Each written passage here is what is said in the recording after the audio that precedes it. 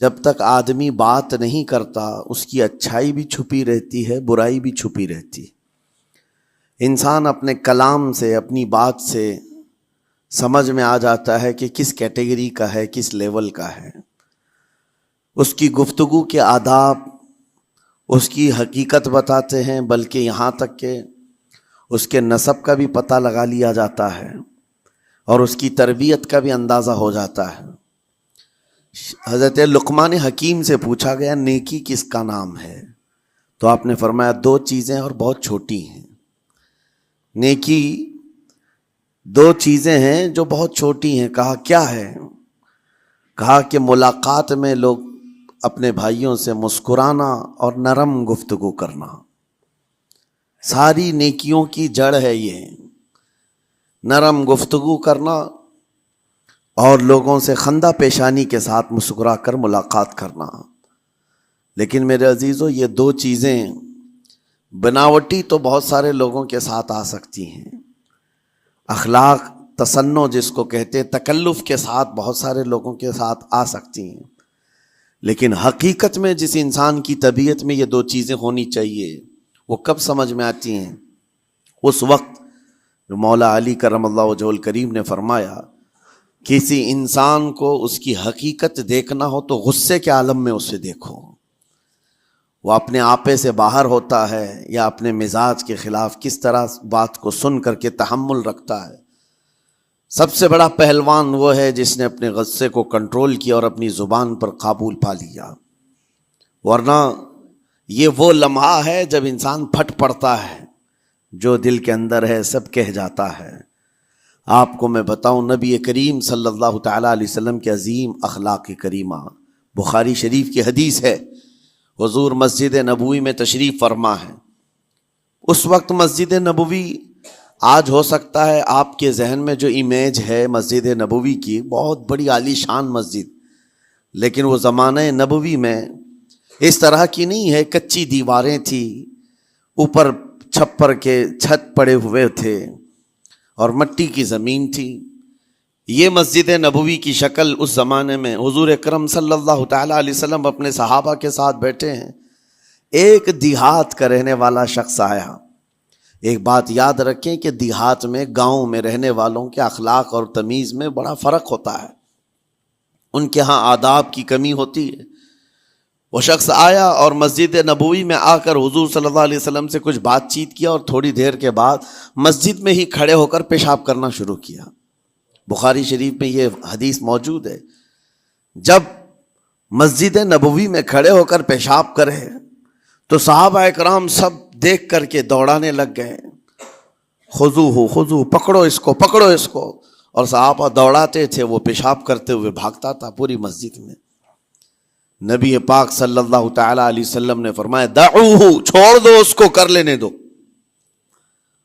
پیشاب کر رہا ہے مسجد میں، چھوڑ دو اس کو۔ جب وہ صحابہ اکرام حضور کا حکم سنتے ہیں سب پیچھے ہٹ گئے۔ تھوڑی دیر کے بعد نبی کریم صلی اللہ تعالی علیہ وسلم نے صحابہ سے فرمایا پانی کے ڈول بھر کر کے لائے جائیں۔ صحابہ سے ہی منگوایا، پانی کے ڈول بھر کر کے لائے گیا اور مسجد نبوی کے میدان میں فرش پر بہایا گیا اور صاف کیا گیا۔ اب وہ شخص نہایت ہی ڈرا سہما کھڑا تھا، میرے ساتھ کیا ہوگا پتہ نہیں، میں نے پیشاب کیا، اب مجھے یہ لوگ قتل کر ڈالیں۔ نبی کریم صلی اللہ تعالی علیہ وسلم نے قریب بلایا اور فرمایا، نہایت نرم گفتگو کے ساتھ حضور فرماتے ہیں یہ اللہ کا گھر ہے، یہاں پیشاب نہیں پیشانیاں رکھی جاتی ہیں۔ بس یہ جملہ ہے، بخاری شریف میں موجود ہے، یہاں عبادت کی جاتی ہے۔ اتنا کہہ کر رخصت ہو گئے، رخصت کر دیا۔ وہ دیہات سے آیا ہوا جو نوجوان تھا یا شخص تھا، باہر نکلتے ہی وہ کلمہ طیبہ پڑھ کر حضور کی غلامی میں شامل ہوا۔ میں نے وہ بلند عالی اخلاق نہیں دیکھے۔ نبی کریم صلی اللہ علیہ وسلم کے بارے میں قرآن کہتا ہے فَبِمَا رَحْمَةٍ مِّنَ اللَّهِ لِنْتَ لَهُمْ، اللہ کی رحمت سے آپ لوگوں کے لیے نرم ہیں، اس لیے لوگ آپ کے ارد گرد لگے ہوئے رہتے ہیں۔ وَلَوْ كُنْتَ فَظًّا غَلِيظَ الْقَلْبِ لَانْفَضُّوا مِنْ حَوْلِكَ، اے رسول اگر آپ سخت دل ہو جائیں تو پھر یہ سب چھٹ جائیں گے، آپ سے دور ہو جائیں گے۔ اس رسول کے لیے جب کہا گیا ہے کہ اگر آپ سخت ہو جائیں تو لوگ چھوڑ کر کے دور ہو جائیں گے، تو ہمارے اور آپ کے لیے کس قدر لہجے کی پابندی ضروری ہے۔ ہاں عزیزان گرام وقار، اپنی گفتگو، اپنے کلام، اپنی بات چیت سے آپ اپنے سلیقے بتاتے ہیں۔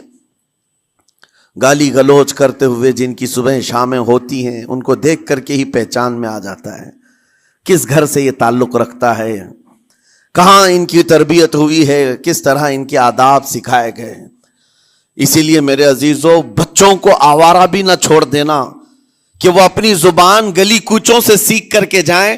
کل کو ہوگا یہ کہ اس کی زبان کی وجہ سے لوگ تمہیں تان و تشنیع کریں گے، اس کا باپ ایسا ہوگا اس لیے بچہ ایسا ہے، اس کی ماں اس طرح ہوگی اس لیے اس کی گفتگو ایسی ہے۔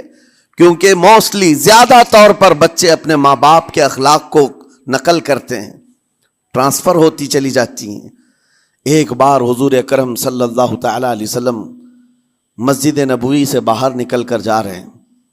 توجہ میرے عزیز ہو، اخلاق کہاں دکھانے چاہیے اور ہماری بات چیت کے انداز ہمیں کہاں ہونا چاہیے، میں آپ کو بتاؤں۔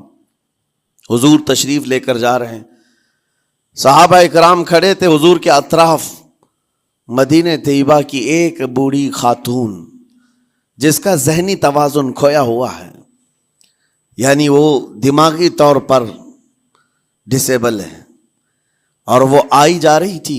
لوگ جب بھی اس کو دیکھتے راستہ کاٹ لیتے، وہ جس کو بھی پکڑتی تھی سنانا شروع کرتی تھی، جو منہ میں آئے بکنے لگ جائے، اور لوگوں کو تنگی محسوس ہونے لگتی۔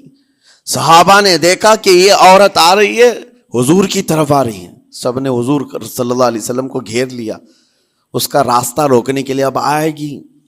اور نبی کریم صلی اللہ علیہ وسلم کے پاس اگر زبان درازی کرنے لگ جائے، پاگل عورت ہے، اور بک بک کرنے لگ جائے، حضور پاک صلی اللہ علیہ وسلم کے ادب میں کہیں کمی نہ آ جائے۔ صحابہ کا یہ ہمیشہ اہتمام رہتا۔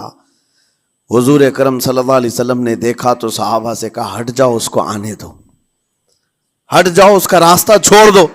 صحابہ نے کہا، یا رسول اللہ صلی اللہ علیہ وسلم، اس کا ذہنی توازن ٹھیک نہیں ہے، دماغی طور پر وہ عورت ٹھیک نہیں ہے، وہ آئے گی اور لمبی باتیں کرتی ہے، لا یعنی باتیں کرتی ہے، کہیں آپ کی شان پاک میں کوئی گستاخی نہ ہو جائے۔ صحابہ روک رہے تھے، حضور پاک صلی اللہ علیہ وسلم نے سختی سے فرمایا، ارشاد فرمایا، ہٹ جاؤ، اس کا راستہ چھوڑ دو، مجھے پتا ہے پورے مدینے میں اس کی کوئی نہیں سنتا، میں بھی نہ سنوں تو وہ کس کو سنائے گی، اگر میں بھی نہ سنوں تو وہ کس کو سنائے گی۔ یہ میرے مصطفیٰ کریم صلی اللہ تعالی علیہ وسلم کے دربار عالی جاہ کی وہ بلند اخلاق کریمانہ کی ایک مثال ہے، جس کو خود میرے آقا نے فرمایا، بعثت لأتمم مکارم الاخلاق۔ عزیزان گرامی وقار، لوگوں کے آج حالات ایسے ہیں کہ اچھے لوگوں کے ساتھ اخلاق الگ دکھائے جاتے ہیں، چھوٹے لوگوں کے ساتھ اخلاق الگ دکھائے جاتے ہیں۔ سٹیٹس کا آدمی ہو تو اس کے ساتھ ملنے کے طریقے الگ ہیں، اور غریب کوئی آ جائے، فقیر کوئی آ جائے تو اس سے ملنے کا انداز الگ ہو جائے۔ یہ نہ ہو، یہ ہم سب کے لیے نصیحت ہے۔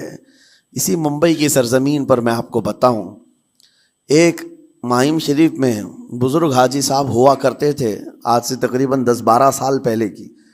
وہ کئی لوگوں سے ایک سوال کرتے تھے پکڑ پکڑ کر کے کہ میرا ایک سوال ہے، آپ جواب دیں گے، میرا ایک سوال ہے۔ کئی علماء سے انہوں نے پوچھا، مجھ سے بھی انہوں نے، جب میں نیا تھا مصر سے پڑھ کر کے آیا تھا، میرے پاس آ کر کہا، کافی سالوں سے میرے ذہن میں ایک سوال ہوتا ہے، میں آپ سے بھی پوچھنا چاہتا ہوں۔ کہا بتائیے کیا ہے؟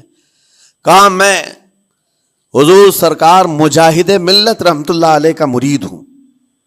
علامہ حبیب الرحمن مجاہد ملت، رئیس اعظم اڑیسہ، جن کے خدمات جلیلہ آج ہو سکتا ہے نئی جنریشن کو نہ معلوم ہو، ان کا لقب ہے مجاہد ملت، جنہوں نے سنیت کی بقا کے لیے اپنا تن من دھن سب قربان کیا تھا۔ وہ مجاہد ملت عظیم بزرگ ولی کامل ہے۔ فرما یہ حاجی صاحب کہتے ہیں کہ میں ایک نارمل آدمی تھا، کڑیا تھا، یعنی گھر بنانے کا کام کرتا تھا۔ جب وہ ممبئی تشریف لاتے تو دوڑ کر کے ہر جگہ سے لوگ ملنے آتے. میں بھی گیا تھا اور اس وقت میں جوان تھا. حضور مجاہد ملت رحمۃ اللہ علیہ کی بات وہ بتا رہے ہیں کہ لوگ لائن لگا کر کے مصافحہ کر رہے تھے, مل رہے تھے. جب مل رہے تھے تو پھر میرا نمبر آیا, میں ملنے کے لیے گیا. بزرگوں کے سب ہاتھ چومتے ہیں, یہ ہمارے سنیوں کے طریق ہیں. ادب علماء ذوی الاحترام کے ہاتھوں کا بوسہ لینا یہ مستحسن ہے, یہ ہمارے آداب میں سے, معمولات اہل سنت میں سے. تو جب سب لوگ ان کے دست بوسی کر رہے تھے, ہاتھ چوم رہے تھے, میں بھی قریب گیا اور جب میرا نمبر آیا میں ہاتھ چومنے کے لیے گیا تو انہوں نے میرا ہاتھ لے کر خود ہی چوم لیا. وہ بزرگ عالی جاہ ولی کامل جن کو دنیا مجاہد ملت کہتی ہے, میرا ہاتھ انہوں نے چوم لیا اور میرے اندر ایسی پشیمانی تھی کہ میں کیا کروں سمجھ میں نہیں آیا. میں ایک معمولی سا کڑیا اور کہاں ان کا مقام کہاں میرا. تو اس کے بعد وہ اس بے چینی میں رہتے تھے کہ ایسا کیوں کیا, ایسا کیوں کیا, کیونکہ پوچھنے کا موقع ہی نہیں ملا. ایک بزرگ تھے, انہی کے خلیفہ تھے حضور مجاہد ملت کے, انہوں نے اس کا جواب دیا. میرے عزیزو کیا بہترین جواب تھا. حضرت مجاہد ملت رحمۃ اللہ تعالی علیہ یہ چاہتے تھے کہ ہزاروں لوگ ہماری تعظیم کرتے ہیں تو کہیں ہمارے دماغ میں بادشاہت کا خیال نہ آئے, ہم غریب اور فقیر کا ہاتھ چوم کر اپنے نفس کی مخالفت بھی کرتے ہیں. اخلاق کریمانہ دکھانے کے لیے اسٹیٹس والوں کے ساتھ ہی نہیں, غربا فقراء کے ساتھ بھی وہ اخلاق ہوں. نبی کریم صلی اللہ تعالی علیہ وسلم کے وہ آداب آج اگر آپ اپنا لیں, بہت ساری کڑوی چیزیں ویسی ختم ہو جائیں. آج ممبئی کی سرزمین پر سب سے بڑا یہ چیلنج ہے بات کرنے میں ہے